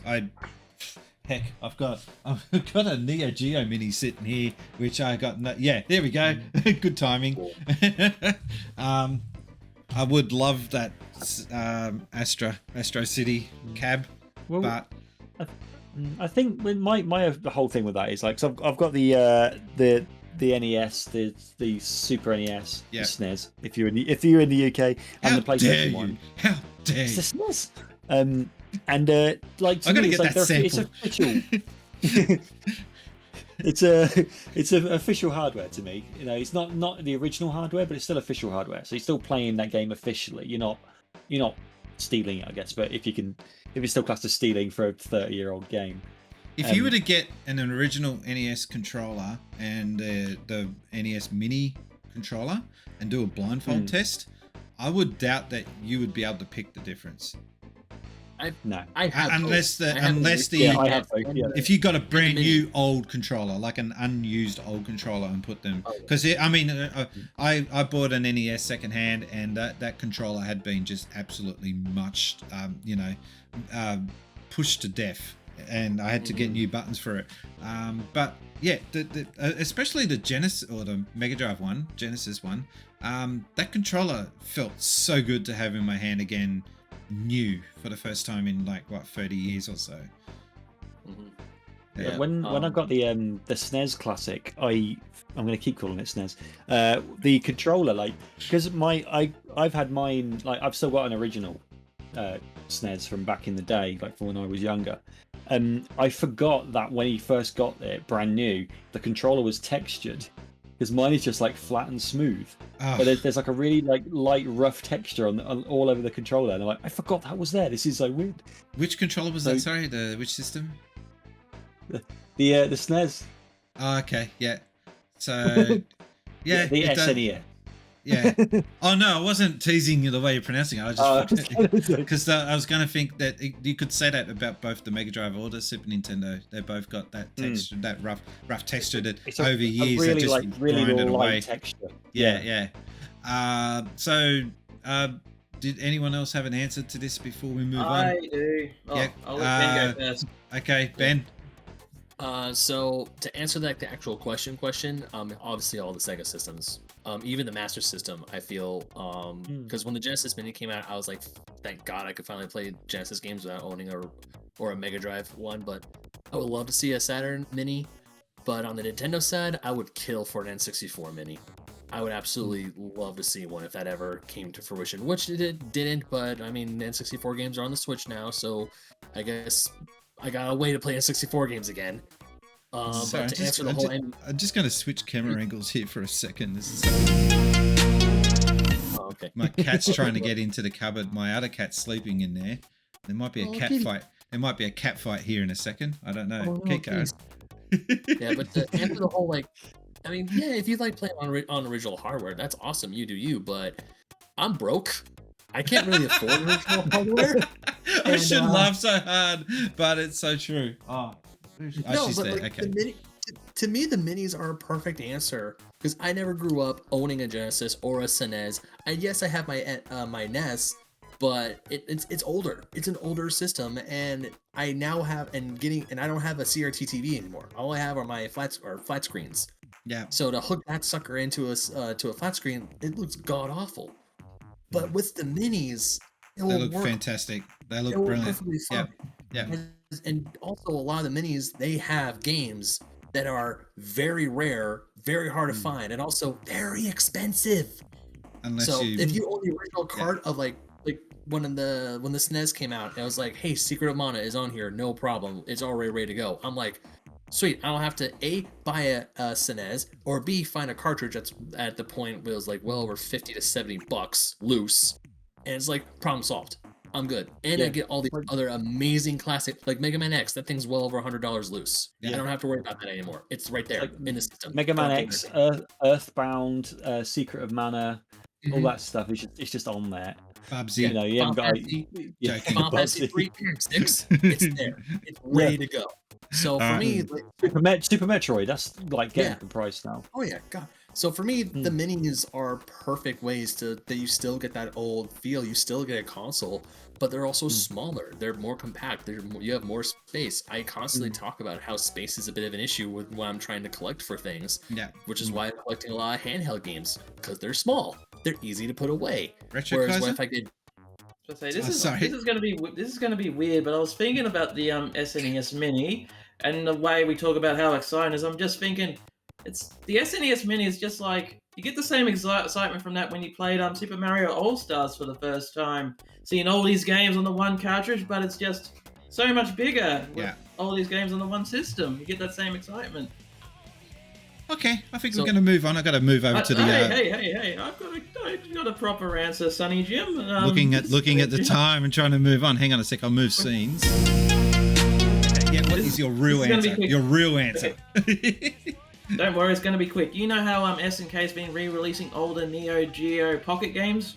Yes. I would love them to release a limited edition replica of the actual console itself, but with like all the games inbuilt into it, as opposed to the cartridge swapping, so you can just play it how it's supposed to be. That would be awesome. Yeah. A Game Gear Mini. Well, they did that. They did that. Proper. Just re-released. Yeah, just re-released the Game Gear in its original form factor. Instead of the McDonald's Happy Meal versions that we got. That was lame. Just the same Japan, though, right? Sorry, what was that? Those tiny little Game Gears that were like yay big, they only released in Japan, right? Correct. Okay, yeah, because when I saw that, because the West wouldn't cut it in the West. To be quite honest. No, I'm too afraid to actually play one of those because I'm worried if something bumps into me and I accidentally swallow it, because it looks so small you can probably accidentally eat it. I mean, I have this. I mean, this. Here we go. I have this, and I have my Zelda one down here. I mean, this is fine to play Super Mario Bros. It's small enough, but those Game Gears were just so stupid tiny. It was a really ill thought out release, and no one. I don't recall anyone looking at that going, "Oh my god, that's so cool!" Like, I would like it just because of the collector in me, but I won't lose sleep knowing that I don't have them. That makes me very fortunate. When I was a kid, I was able to play like the mini arcade cabinet versions of them, of Cement Factory and whatnot. Those were good. Those were the better versions of those systems. Those Coleco arcade cabinet thingies. Mm-hmm. I know what you're talking about. All right, we're going to move right along. Thank you, Stewie. We got 2 more questions to get through. Cross-Legged Collector has a question. Has been on the channel before, but I'd like to talk about it again. And that's a nice reminder that I didn't have enough questions for this episode from you guys. So please, please, please get your mug in front of a camera. Talk and ask about anything gaming related. Keep it under a minute and send it in to brian@sincespacies.com. And your video may feature on a future episode, or 2 in this case. Cross-Legged Collector. I keep calling him Cross-Legged Gamer. Cross-Legged Collector, what have you got for us?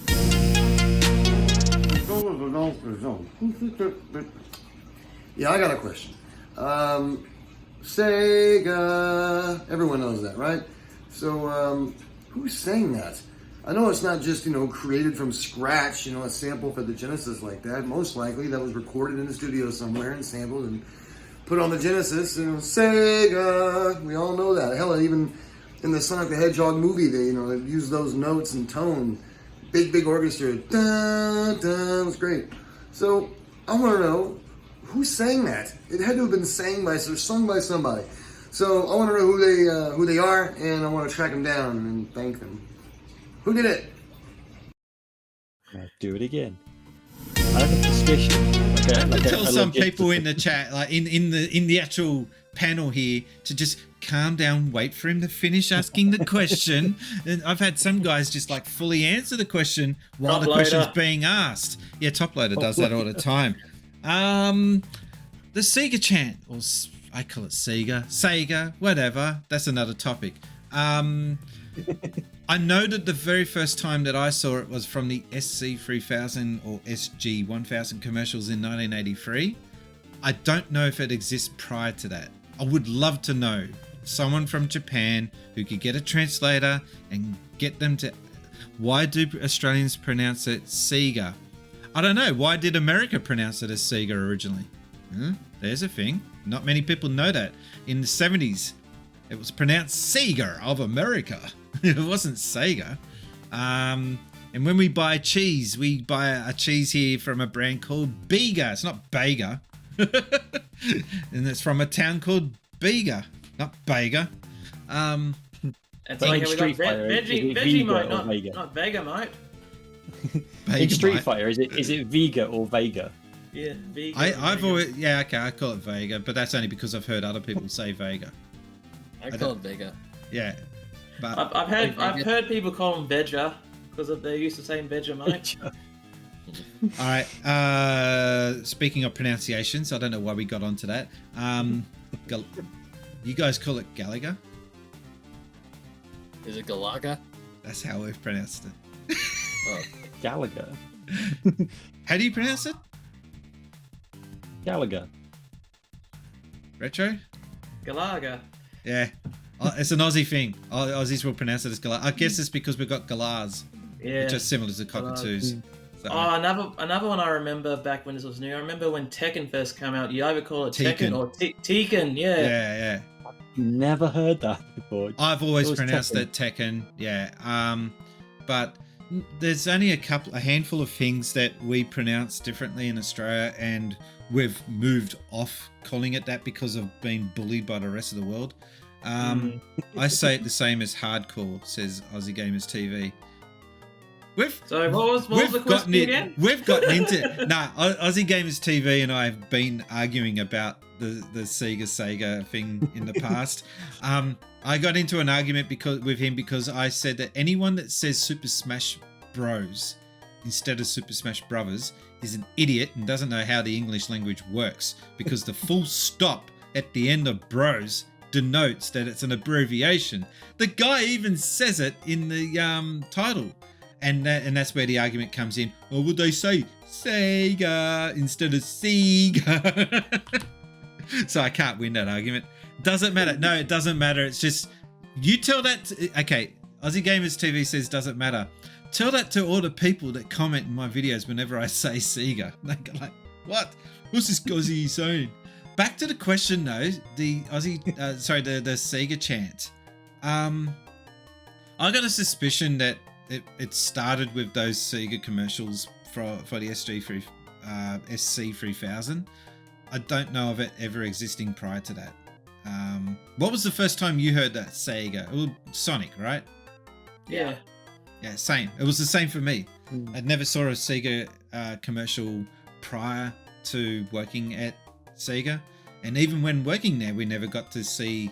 The first time that the penny dropped for me with the pronunciation thing was we got a promo CD for Mega CD. Or they kept saying Sega CD. We're like, Sega CD? Did they mean Sega CD? What's going on? And we were honestly like questioning what the hell's going on. And they kept saying Sega. And that was the first time we realized, are we saying it wrong? And that's kind of awkward, because when you're answering the phone, welcome to Sega Hotline, Brian speaking, you're kind of representing the company, aren't you? Yeah. So no one's got anything on this? I do. I've got a theory. I've got a theory too. My theory is two game developers for a Sega game were just talking like, you know what, our game needs a little something. It needs a little bit of that extra kick. Maybe we should record an intro. Yeah, but let's not record here. This is boring. Let's record outside. So they grab the microphone and the guy goes, see, but the other guy, it was a secret plan to assassinate his co-worker. So he picked a cliffside to record it. Retro. Stop it. No. You gotta wait for the punchline. You gotta wait for the punchline. So the dude says, okay, now we're recording. So the guy goes, see, but then the guy pushes him off while we're recording. He goes, ah! No, you don't even get a badoom chish for that. Mute him. Yeah, I should mute him. I would say my explanation for the Sega chant is that was another answer to Nintendo. That was Sega trying to like put their, because like in marketing you get little jingles. That's why like here in America, I don't know if you guys have. I gotta stop you there. Nintendo weren't even really a thing when that came out. They were new to the whole thing, just like Sega were. The SC3000 and the Famicom both released on the same day, which is nuts. Like, which one won that battle? But from what I've been reading up over the years, I believe that the SC3000 was in development much earlier than the Famicom was. So they just took longer to get it to the market, and they delayed it to the exact same day that the Famicom came out. So did Really they do the frustrating. so they did the whole Sega in the Master System titles, or Prior. SC3000 predates the Master System. So we're talking timeline 1983. That's how far back this goes. And everything I just said. yeah, and the first pronunciation of Sega in Australia on the other topic was 1984 with a John Sands commercial here in Australia. And the guy's saying, if you buy a Sega computer, we'll give you free shit. Something like that. It's very Australian advert. Yeah, it's very to the point. What's your theory, Hardcore? It's just the boot up sound, isn't it? Like the Master System, the older, like the SC and the SG was the again. They stuck words to it. No, again, it predates that.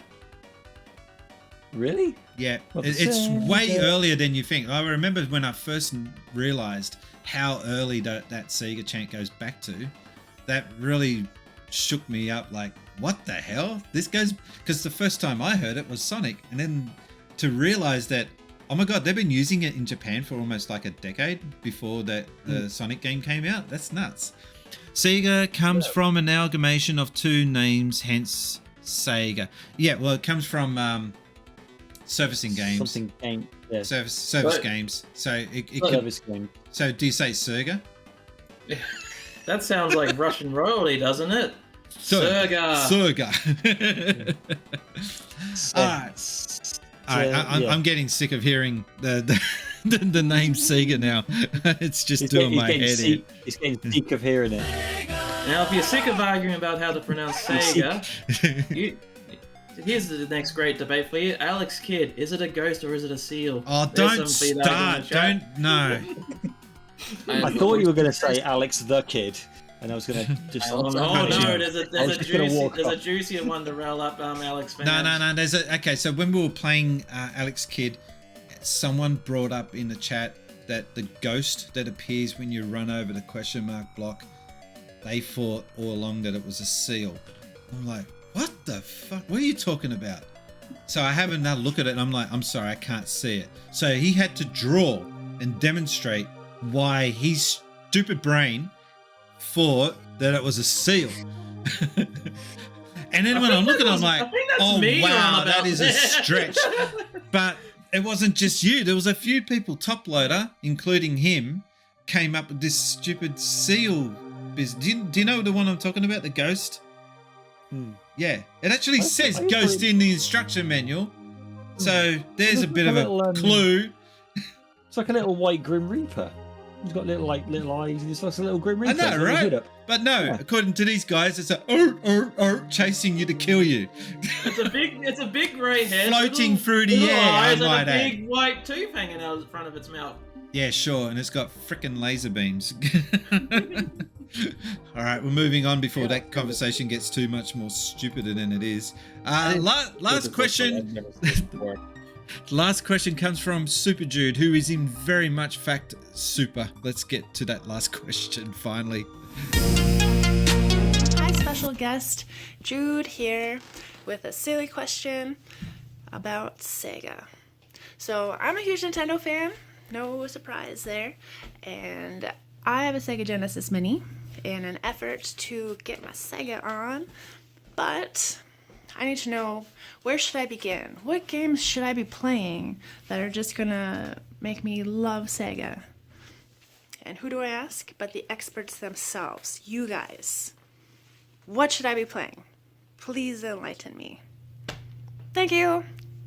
Have a great day. Yeah. Oh, okay. I've still got the chat on my phone. I've just seen. Super Jude is a big, I would almost call brainwashed Nintendo fan. I'm calling it. I'm sorry. I've seen your house. It's just like Nintendo. We got to change that. I think she's a huge Zelda fan, isn't she? Loves Zelda. Nothing wrong with that, but there's always room for there's always room for Sega in your life. This wall behind me is half Sega, half Nintendo. It's split down the middle. And in fact, I've probably bought more Nintendo stuff over the years than Sega stuff. to be quite honest. Okay, I'll go first. 2 games that will get you to be a Sega fanboy, girl, thing, person. Did I say thing? Someone said, okay, first off, 2 Happy Gamers is suggesting Gunstar Heroes, Sonic the Hedgehog, Toe Jam and Earl, Kid Chameleon, and Story of 4. Oh, well, the question is actually which games should I play first on this Mega Drive Mini? I reckon Phantasy Star 4. That game rocks. And if you can get it, because it's not on the Genesis one, Musha. Have you played Musha? Anyone? I played a little bit of Musha when it came out on when the Genesis stuff came out on the Nintendo Switch. So that I really enjoyed it because I'm looking at the back of my box right now to try and figure out a good game for Jude, because I was gonna say Sonic 2, and I'm trying to think of something else. But don't think too hard. It's not that hard. Okay. You're wearing a Genesis hat. You should know. There's so many good games out here. So you know what? Sonic 2 and Streets of Rage 2. Bingo. Bada bing. Retro. For me, since she's a Zelda fan, I would recommend Story of 4/Beyond Oasis. That would be right up her alley. And if you say Echo, I've got a blast button here for you. Oh no! I'm not going to say that magic word. I'm actually going to say Shining Force. Yes. If you want 2. Something that I know the first one's only on, but if you can mod your Mega Drive Mini or Genesis Mini and put Shining Force 2 on there, you'll thank me later. Yes, 2, definitely 2. But those are the 2 games that I'd pick. Those would be right up her alley. Hardly Dan says Echo with question mark. No.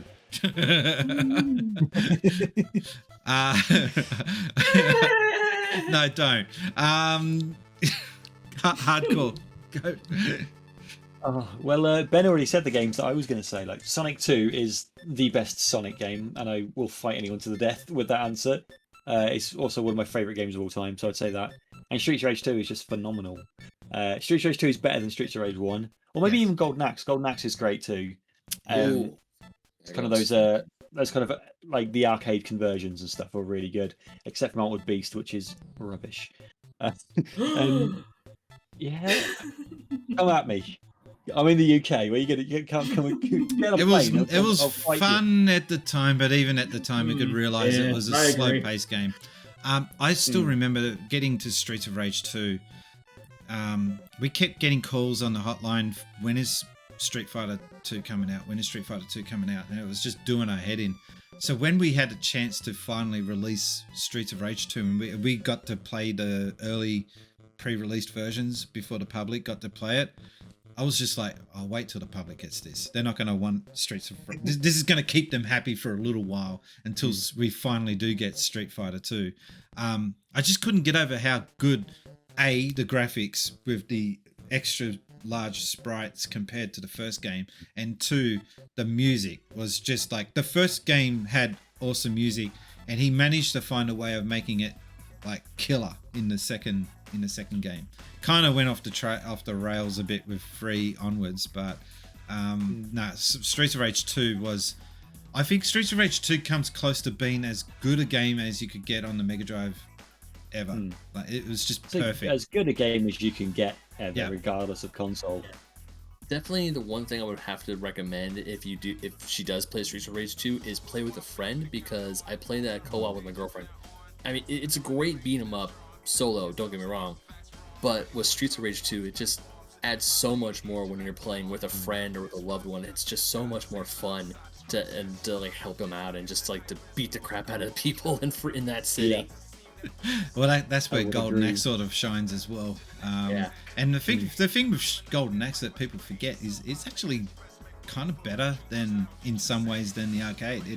It had an extra level, which I remember that when we first got it, that wasn't like, we didn't know that, because I got it before the Western release. I had the Japanese version, so I beat Death Adder thinking, okay, done. That was quick. And then the doors open up and you go through and like, what? What's going on here? I don't remember this. And like, and then And the extra level's not that big a deal, but it was just good to have an extra stage. It was a big deal for the time. Guys, we're going to wrap things up. This has been awesome, but I'm now going to ask you guys one at a time what you guys are working on. Retrokaiser, starting with you.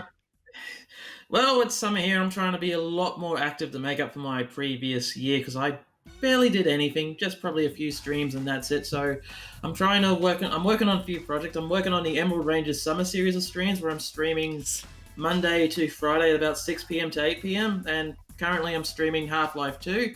And I want to revive an old series that I worked on nearly 10 years ago now called Kaiser Records, where I talk about no, I don't talk about I talk about vinyl records.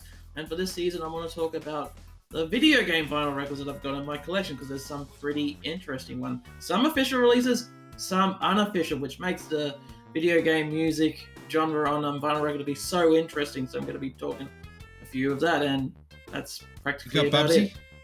Bubsy soundtrack? Oh no, I wouldn't touch that with a 12-foot pole. Ben, what have you got? Yeah. Can you talk about what you've got coming up? Yeah, so good news is we got a whole bunch of episodes of Basement Arcade Pause Menu that are just waiting to be edited and worked on right now. So those will be coming up in hopefully the very near future. Also, I write for oldschoolgamermagazine.com. I write freelance for them. I just dropped a new article. Good magazine, dude. Thank you. Yeah, I just dropped a new article for them the other day, so woohoo. And still working hard on the Fake Nerd podcast. You can watch us. We stream live Sunday evenings. We don't really have a set time because unfortunately our schedules are wonky. But yeah, just keep an eye out on the Fake Nerd podcast Twitter when we're putting up new episodes there. So yeah, I got a bunch of stuff going up. Holy crap! And he's featured myself, Top Loader, and also Alicia. You say Alicia AU? What's with the AU bit? Do you say it or? Alicia? I think I asked you that and she said it was Alisai. Alisai? Yeah, oh, I'm getting it wrong all this time? I don't know, but funny enough, since I had you, Top, and her, I really want to get the three of you on and do like an episode from like Australia Attacks, and we have like just talking games, all four of us together. I think that'd be a fun episode. I'm putting my hand up to say I'll be a part of that, and if we can get the time in, yeah, for sure. And last off, Hardcore Gamer. I'm working on. I'm working on a few things actually. Can you believe I haven't put out a video for a couple of months? It's been I've been crazy stuff going on in the personal life, but I have a couple that I'm working on at the moment. The next one is probably going to be it's a countdown video of games that I like that no one else seems to like. It's a long title, but it's going to be good. I've got a couple of friends doing some bits on there as well, so there'll be a few cameos on that. Then I've got a bunch of other stuff in the works that hopefully I'm going to get. I want to do a big Christmas special, and then I want to do something Spider-Man related next year as well. And other than that, I have my own podcast I'm launching next year as well. We recorded a pilot episode which is up as now. First episode is probably going to drop just after like in New Year at some point, which is an animation podcast because my background's animation. I did animation at university. It's called the Animation Action Hour. Kind of it's me and two of my mates. We're all work freelance in animation, and we're just going to talk about films and TV shows and stuff like that from kind of the point of view of animators. If you like British accents, you'll enjoy it. Because I love Xenoblade Chronicles. Have you played it? Well, what's that? Xenoblade Chronicles. Have you actually played it? It's like no, full I of. Actually. Oh. Go get him! Go smash him up! Rip him a new one! They don't say that, but that's how it sounds. If you like regional accents in the UK as well, because my two co-hosts are from the Birmingham area, and if you've ever heard the Birmingham British accent, like the Brummie, it's a sight to behold, or a sound to behold, I guess. Yeah, but they're super nice guys, and it's a fun time recording. So that sort of will be early next year. But yeah, just check out my YouTube channel. I'm hoping there'll be links somewhere to it. On the YouTube, when this does because this gets downloaded, recorded, and edited, and shoved over to YouTube with some funky music in the background, you'll be going, "Oh, I know that one."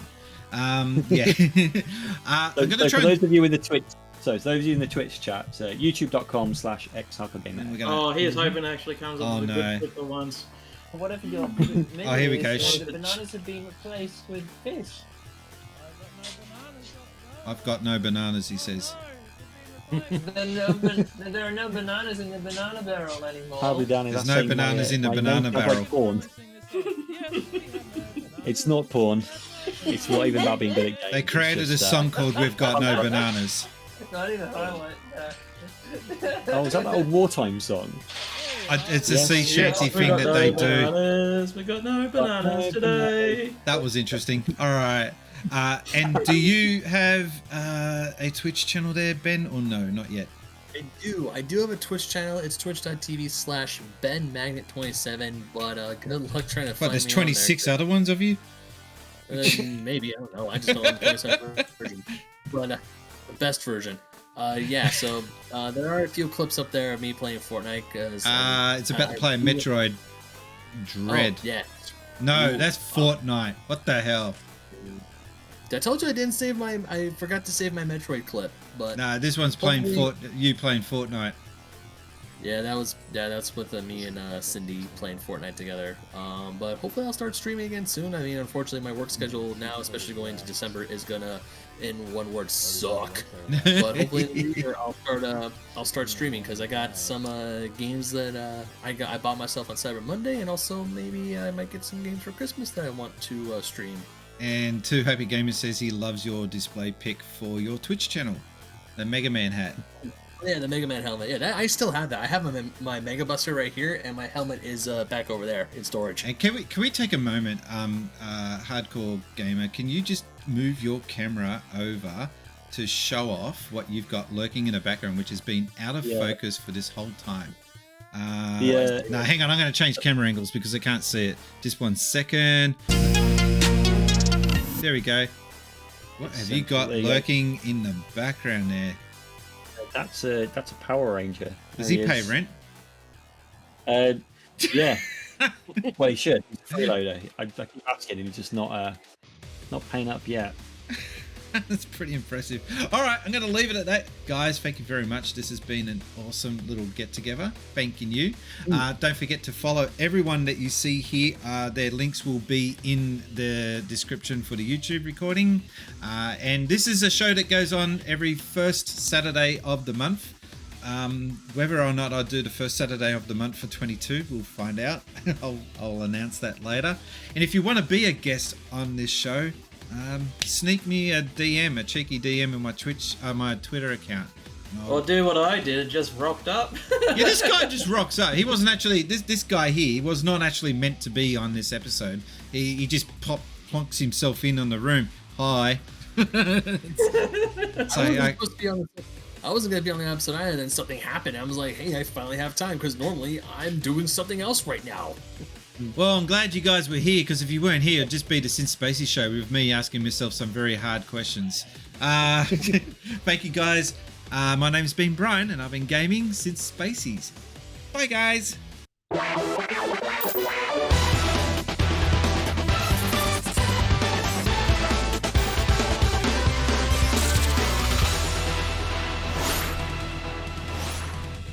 Since Spacies.